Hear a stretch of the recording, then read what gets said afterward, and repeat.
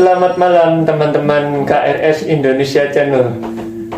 Di malam minggu ini kita akan berbincang-bincang, temanya adalah kebahagiaan.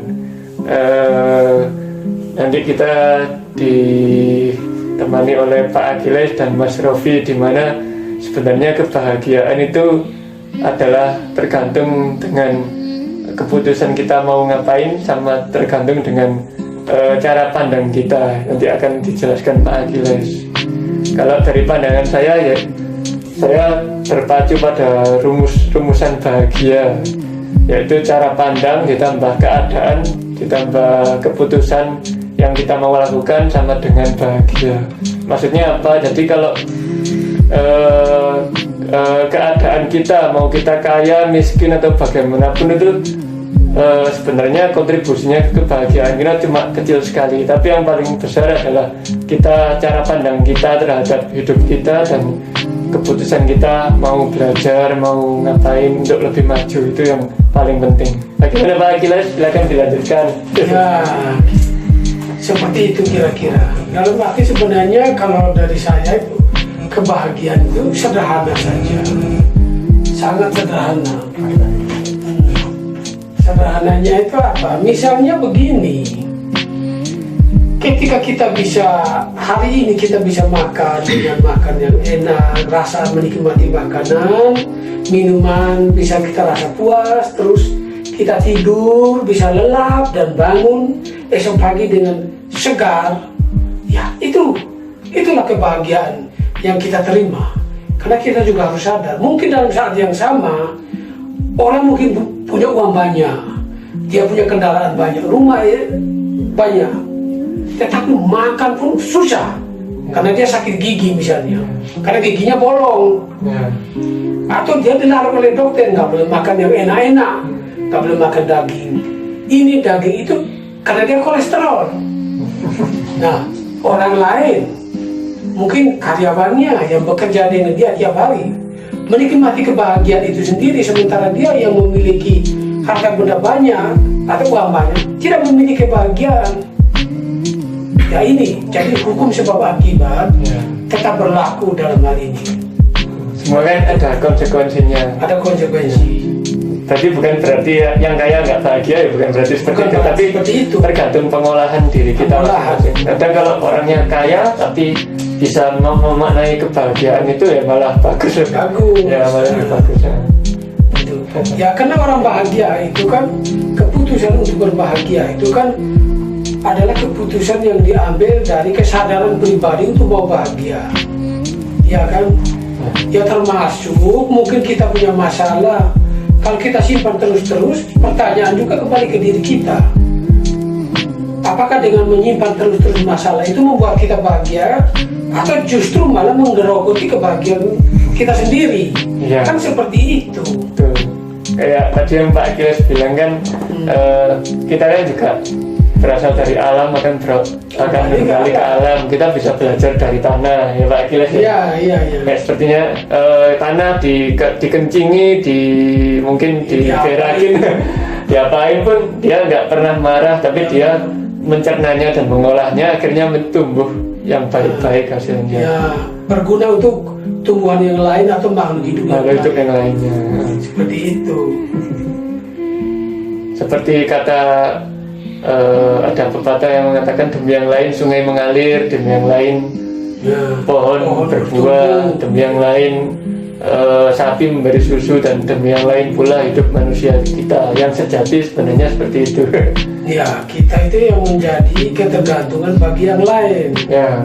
Kita adalah saling ketergantungan, seperti mata rantai ya, betul. Yang saling berhubungan antara manusia, alam, ya antara hewan, tumbuhan. Jadi semua itu adalah siklus hidup yang saling membutuhkan. Seperti itu. Mau ayam aja telurnya, dia bertelur, kita ngambil telurnya, dia nggak protes kok. Iya, karena memang sudah diatur demikian, bahwa memang kalau di alam itu kan memang ada jenis-jenis makhluk hidup yang lahirnya banyak, yang lahirnya bahkan sampai beribu-ribu, karena sudah diatur yang Maha Kuasa. Karena juga sebagainya juga akan menjadi makanan atau asupan gizi bagi makhluk lainnya. Makanya dijadikan banyak. Seperti itu. Begitupun tumbuhan itu ada macam-macam, itu juga sama. Dijadikan makanan untuk bagian makhluk itu yang lainnya. Jadi saling ketergantungan. Makanya kita menghargai pohon, menghargai alam, bukan dalam perspektif menyembah berhala. Nah sekarang kalau kita motong pohon sembarang, kita bangun sembarang, ya Malang yang dulu katanya sejuk, sekarang jadi panas. Kenapa? Pohonnya diganti beton. Itu ranting-ranting pohonnya diganti kabel listrik.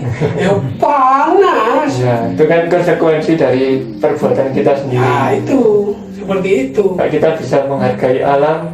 Alam pun akan menghargai kita. Timbal baliknya ke kita juga. Timbal baliknya ke kita. Seperti itu. Seperti apa itu namanya? Ada yang mengatakan kalau ketika kita apa itu di sini berada di tempat ini, kadang-kadang kita pikiran kita ke tempat yang lain. Kita sudah punya sesuatu, masih ingin yang lain.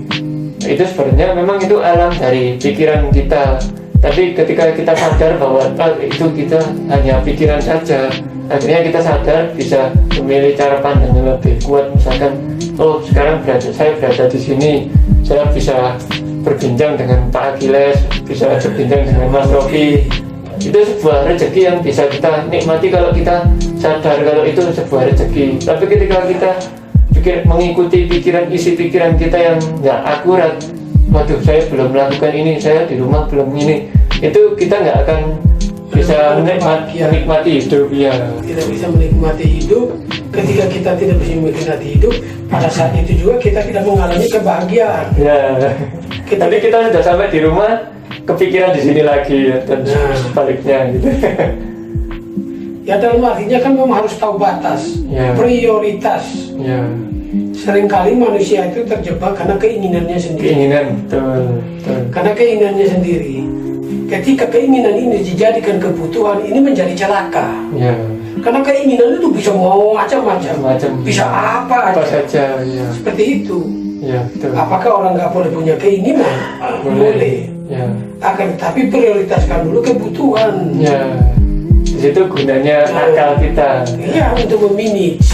Kan kalau apa tuh katanya kan kalau tumbuhan dan binatang kan katanya lebih rendah dari kita. Apa maksudnya? Kadang orang bilang kalau manusia itu adalah makhluk yang paling sempurna karena memiliki akal budi dan pikiran. Tapi malah manusia yang sering stres dibanding tumbuhan dan hewan nggak pernah stres. Kenapa? Karena pikiran manusia itu kita harus bisa mengolahnya dengan baik.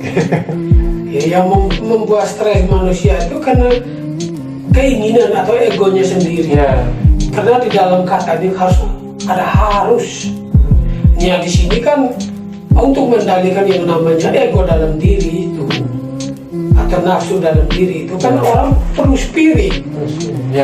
Spirit ini kan bisa kembali kepada agamanya masing-masing. Berarti kalau kita ingin maju, ingin kaya, bukan berarti salah, bukan? Tidak salah. Tidak salah. Cuman kalau orang terlalu memfokuskan pada apa yang menjadi keinginan, itu ada bahayanya. Karena ketika satu saat keinginan tidak tercapai, jatuh, berantakan. Karena kan kita memfokuskan kalau kita tidak dapat itu kita tidak bahagia. Ya seperti itu. Ya contohnya sederhana, seorang laki-laki kejar perempuannya yang cantik, kejar mati-matian, tahu-tahu dibohongi. Ternyata si perempuannya sudah punya suami atau dia mungkin dikhianati. Karena nggak menerima kenyataan, stres, bisa bunuh diri, bisa gila. Ya itu karena kita mindset kita itu karena kita tidak mempunyai kesadaran, tidak punya keseimbangan. Karena kita terlalu memforsir keegoan kita sendiri. Ketika ego ini tidak tercapai, putus, jatuh, hancur, begitu. Seperti itu. Betul sekali. Kayak saya pernah juga belajar kan, apa itu namanya? Kalau bisa kita itu tidak tergantung dengan apa kata orang, terus tidak tergantung dengan apa keinginan kita, tidak tergantung dengan pendapat orang. Kadang kan kalau kita tanya reputasi kita ke 100 orang, itu pasti semua orang ada yang bilang kita baik, kita buruk, kita biasa aja. Itu kan karena pendapat mereka masing-masing, itu di luar kuasa kita, jadi kita ikhlaskan saja. Kalau kita mendengarkan mereka jadinya berat, kita jadi tergantung mereka. Misalnya kalau orang beranggapan kalau kita nggak punya mobil itu bukan menjadi orang yang sukses. Kadang-kadang kan kita jadi kepikiran, jadi berambisi sekali ingin punya mobil, padahal sukses itu yang sebenarnya kita bisa lebih baik dari diri kita yang sebelumnya. Iya. Ya itu tadi kan kembali lagi itu pada mindset kita. Mindset, ya betul. Dan ketika itu semuanya terjadi karena kita keliru dalam memaknai hidup. Ya. Jangan sampai kelaparan akan arti dan makna. Iya. Kita keliru dalam memaknai hidup. Ketika keliru memaknai hidup, itu adalah awal kegagalan kita dalam hal apa saja. Ya, mengejar cita-cita boleh, berambisi jadi ini itu boleh, tetapi kita harus ingat harus ada pilihan dalam hidup. Betul. Mati satu tubuh 1000. Dalam artian di dalam hidup ini ada banyak pilihan. Kalau kamu nggak bisa jadi presiden nggak apa-apa, jadi kepala desa juga nggak apa-apa kok. Fungsinya juga sama, menjadi kepala untuk banyak orang. Ya, betul. Sama saja kan seperti itu. Nggak bisa jadi kepala desa, jadi kepala keluarga. Sama kepala. Masih nggak bisa kan? Kita bisa jadi kepala atas diri kita sendiri. Kan hanya seperti itu. Kenapa harus stres? Apalagi sampai bunuh diri, kan seperti itu. Nah, itu teman-teman. Semoga bincang-bincang yang sedikit ini bisa bermanfaat, bisa membuahkan cara pandang baru buat kita semua. Mungkin yang lagi ya terjebak dalam suatu keruwetan pikiran, mungkin bisa juga saling sharing lah, kita saling belajar. Selama kita hidup, kita itu belajar terus, nggak ada habisnya. Long life education. Iya. Oke teman-teman, semoga malam minggu hari ini bisa semuanya selalu berbahagia. Semoga semua makhluk berbahagia. Kita tutup dulu. Kita jumpa di kesempatan berikutnya.